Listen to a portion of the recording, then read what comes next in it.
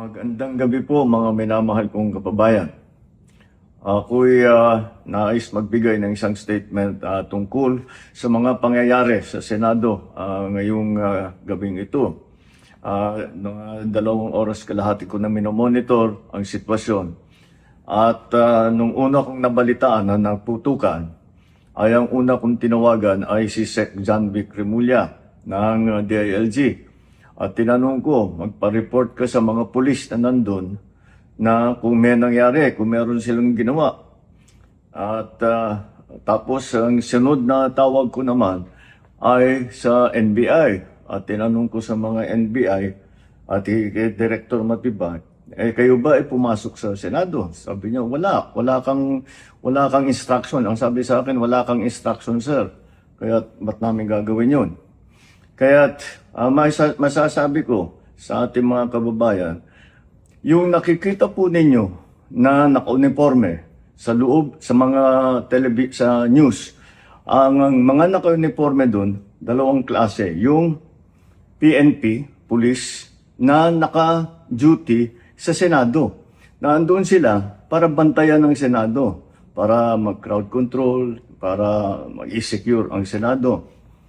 Yung isa pang may hawak na naka-uniforme ay yung Marines, may Marine Detachment na nandun talaga sa Senado, tiga dun sila. Ang trabaho din nila is secure ang Senado at magbigay ng yung nakikita ninyong honor guard. Yan lang ang sundalo o pulis na nasa loob, tiga doon ang nandun. Yung isa pang nakita ninyong grupo na kasibilyan, at may hawak na mga mahaba, mga usayon, yun naman sa Sergeant at Arms ng Senado.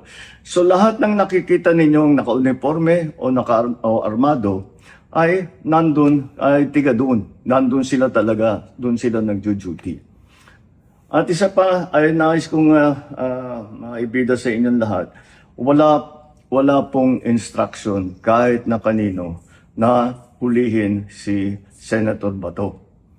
At ang nangyari, ang NBI, sinabihan ko nung lumabas yung resolution ng Supreme Court, mga 4:00 yung kaninang hapon, ay sinabi ko, umalis na kayo dyan. Nag-comply naman sila. Kaya nung kausap ko si Director Matibag, sabi niya walang NBI doon, nandito lahat kami sa opisina.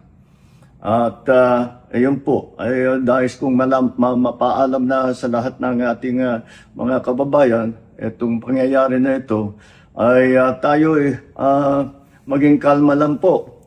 Nakausap ko na si Senate President Alan Cayetano at nag-agree kami. We agree that the thing to do now is to tell our people all to calm down.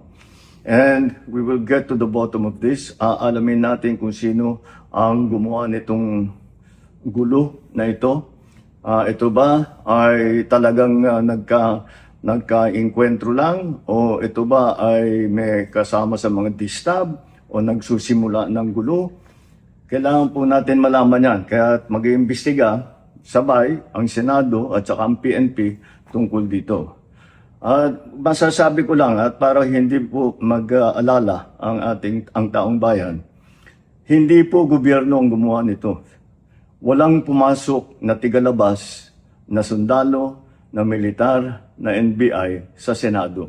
Hindi po natin alam kung sino yun na sumubok na pumasok at saka dahil doon ay nagkaputukan. Aalamin po natin. At kinukuha po natin, kinukulikta natin ngayon lahat ng ebidensya na nandiyan. Maraming salamat po. Kalma lang po. Asahan ninyo yung gobyerno po ninyo. Hindi gagawin ito.